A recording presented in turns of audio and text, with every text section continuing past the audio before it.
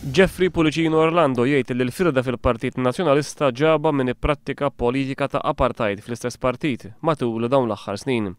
Jisħaq li meta numru kbir ta' deputati u attivisti ġenwini qed jitkellmu b'dispjaċir fuq din il-firda li teżisti fil-Partit Nazzjonalista, il-problema ġejja mill-istil ta' tmexxija.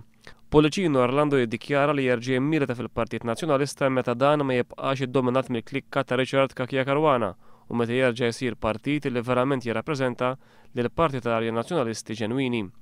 Pulicino Orlando jisħaq li l-Grupp Parlamentari Nazzjonalista b'mod regolari mhux ikun ikkonsultat fir-rigward ta' diversi kwistjonijiet importanti ħafna u semma bħala eżempju iż-żieda ta' 500 euro li ħadu l-Ministri. Mistoqsi dwar dikjarazzjoni tal-Prim Ministru li qal illi baqa' sorpriż bil-vot favur il-mozzjoni kontra Richard Kakija Caruana, Jeffrey Pulicino Orlando jgħid illi dak illi qal fil-Parlament, jiġifieri li Kakija Caruana ilu snin juri disprezz lejn id-demokrazija, kienu li jgħidu żmien twil kemm lill-Prim Ministru nnifsu kif ukoll lill-uffiċjali għolja tal-Partit Nazzjonalista.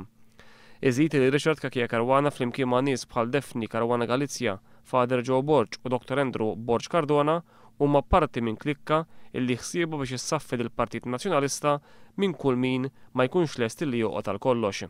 Pulicino Orlando jfakkar illi ilu sa mill-bidu tal-karriera politika tiegħu jieħu pożizzjonijiet kontra l-linji tal-gvern fejn iħoss illi għandu jsir hekk.